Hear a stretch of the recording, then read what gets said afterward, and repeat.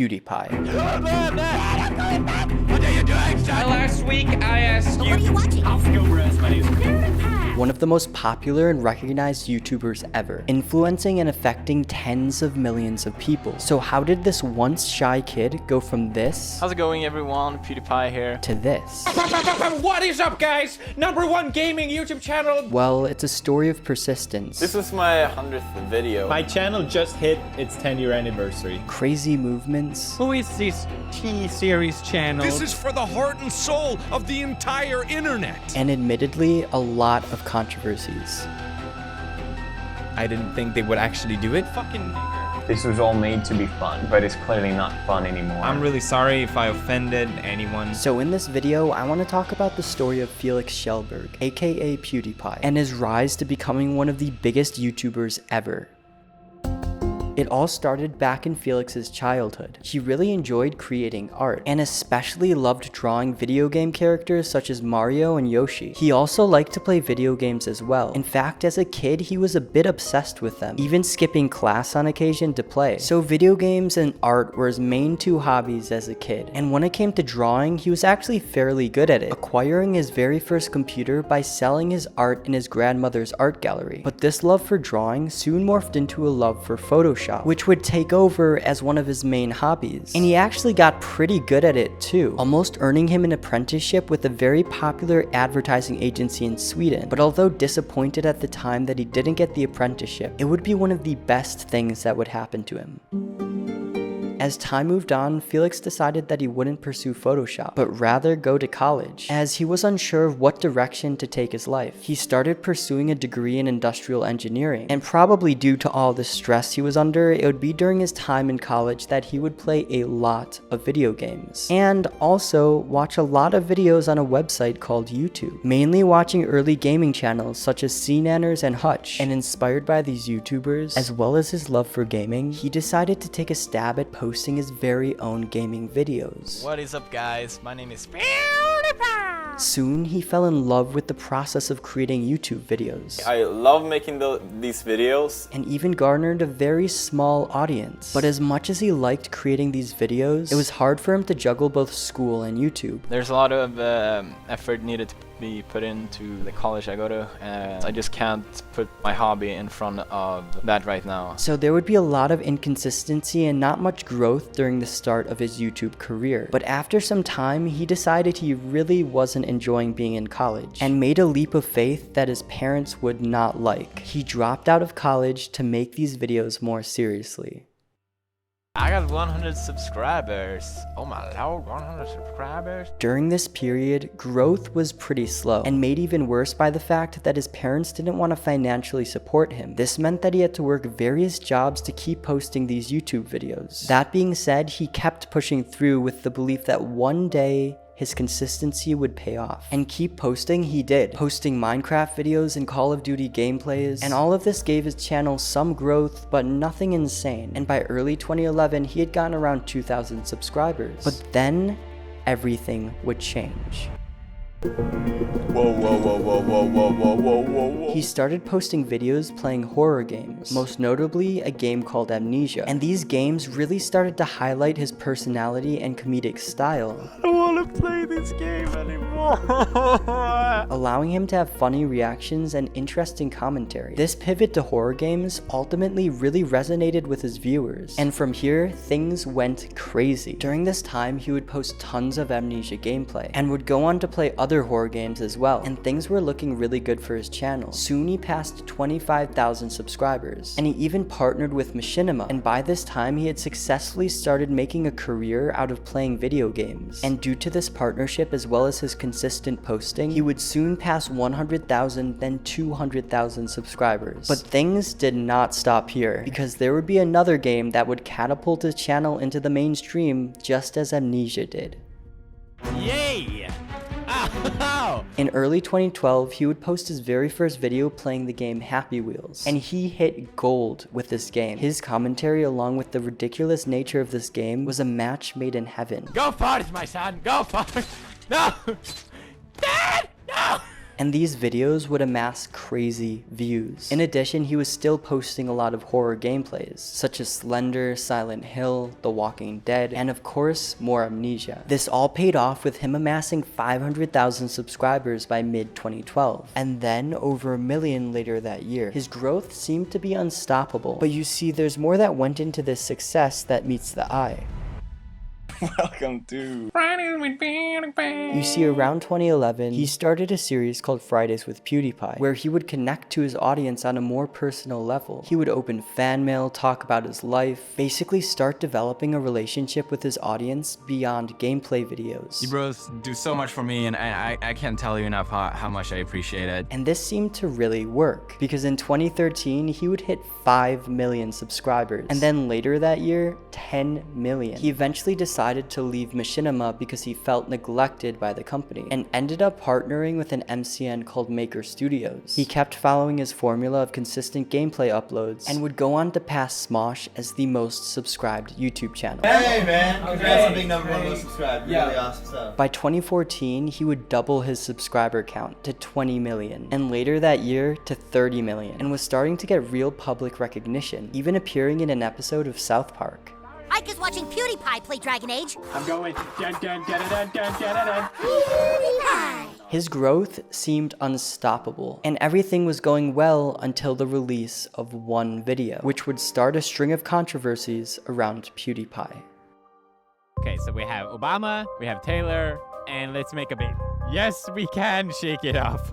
You see, by around 2015, PewDiePie was delving more into experimental content. He didn't want to post the same things over and over again, he wanted to try new things. And one of the videos he posted during this experimental era was a video where he would reenact a somewhat inappropriate fanfiction of the movie Frozen. She jumped forward and hugged onto Anna's torso. And you might be wondering, why was this a problem? You see, the MCN he signed with, called Maker Studios, was later acquired by Disney. So when he posted the video, Disney wasn't too thrilled about it. I'm already pregnant. What more do you want? And they eventually made him take it down, but nothing more was done. In 2016, he released his YouTube Red series, Scare PewDiePie,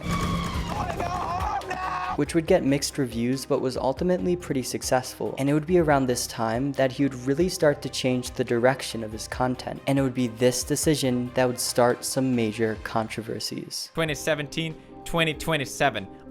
Nah fam, next year. As you probably know, people change. And so starting around 2016, PewDiePie really seemed to replace his gameplay content with more personality-driven content. He would start his popular series Meme Review, Lawai, a series where he would go over submissions to his subreddit, and other reaction-based content.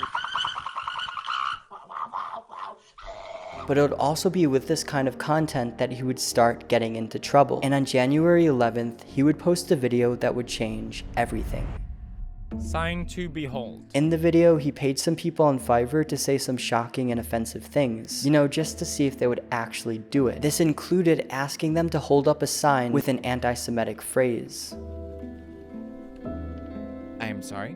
I didn't think they would actually do it. And PewDiePie would later come out with an apology video. I just wanted to reiterate that my intention was just to show how stupid the website is and how far you can push it by paying $5. And I admit that the joke itself went too far. And so although apologizing for the incident, there would still be a slew of media outlets that went after him. But there was one in particular that would cause significant damage, and that was the Wall Street Journal. A month after the Fiverr video was posted, the Wall Street Journal came out with an article with the title, "Disney Severs Ties with YouTube Star PewDiePie After Anti-Semitic Posts." This article would also be accompanied with a video with cherry-picked clips from other PewDiePie videos to try to paint him in as bad of a light as possible. They took parts where in my game other people created swastikas, and my title of that video is "Stop doing this." Stop doing this. That's basically what I said. Stop making swastikas in my game. They took that as evidence against me. Now, to be fair, these clips were taken out of context, but it did do some serious damage to PewDiePie, not only causing Maker Studios to drop PewDiePie from their network, but also causing YouTube to cancel season 2 of Scare PewDiePie. And as a cherry on top, PewDiePie's YouTube channel was removed from the premium advertising program, meaning that big name brands couldn't put advertisements in front of his videos. Felix is a great guy. I don't think he's an anti-Semite. And Felix does not advocate hate. Regardless of this, PewDiePie's fans and other big YouTubers stood by him, and so even with this bump in the road, he kept posting and was still raking in a lot of views. But then on September 12th of that same year, he would slip up again and say the N-word on a live stream. Fucking jeez, oh my god. This then sparked another onslaught of media outlets calling him racist, and he did post a response apologizing for the incident. It was something that I said in the heat of the moment. I said the worst word I could possibly think of. It was not okay. I'm really sorry if I offended, hurt, or disappointed anyone. But despite all of this, PewDiePie's YouTube channel was still growing, at this point having around 60 million subscribers. And this is when one of the most interesting events of PewDiePie's career on YouTube would begin.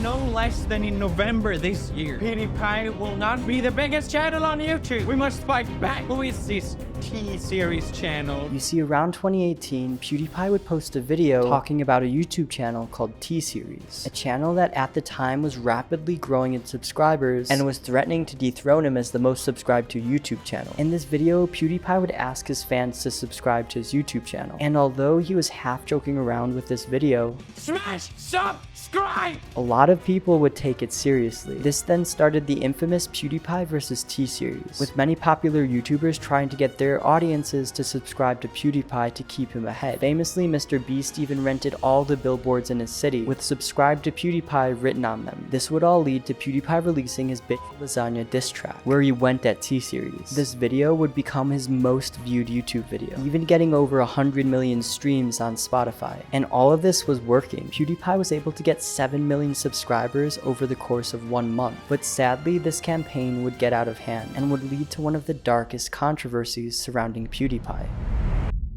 Coward, rotten, devil.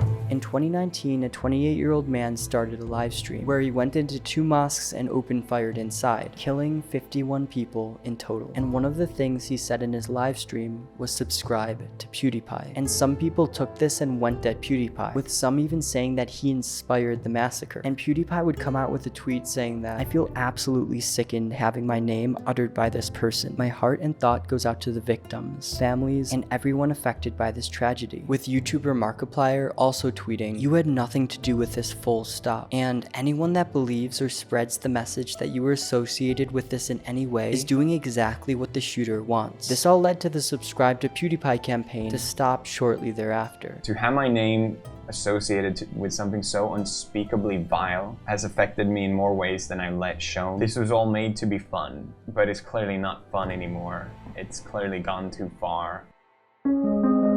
Shortly after this, whether it be because of all these controversies, PewDiePie started taking up gaming again, releasing a video playing Minecraft for the first time in a while. This video would receive tons of positive feedback, and he would go on to continue playing more Minecraft, along with his other reaction-based content, soon pushing him over the 100 million subscriber mark in 2019. Congratulations on passing 100 million subscribers. He would also get married to his wife Marzia around this time, and in 2020, he would take a short break from YouTube. He came back from this break, and although he hasn't been totally clear of controversies since then, namely his Cocomelon diss track that got removed from YouTube, he seems to be trying to distance himself from his controversial past. Why is PewDiePie in the center of so many controversies? Because I've always had a very light-hearted take on serious topics, and I paid the price for it. And this leads us to something very interesting.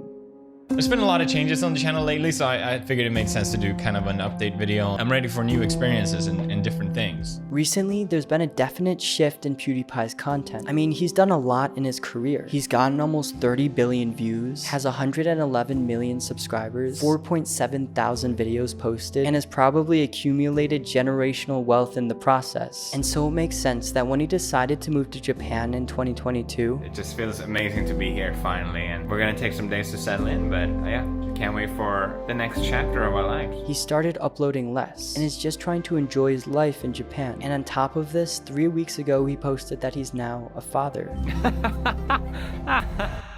So to conclude, PewDiePie's a legend. He always will be. He's influenced and impacted millions upon millions of people. And yeah, he's been involved in a lot of controversies, but I'm sure he never imagined how far his career on YouTube would take him. And I feel like now he's able to step back and enjoy life and relax and not feel pressured to post YouTube videos on a weekly basis. I just want to do YouTube the way I did it when I started, which was for fun. And seeing this change in PewDiePie's career is very interesting to me, because I feel like he's a part of a growing crop of older YouTubers who are finally realizing that maybe there's more to life than YouTube.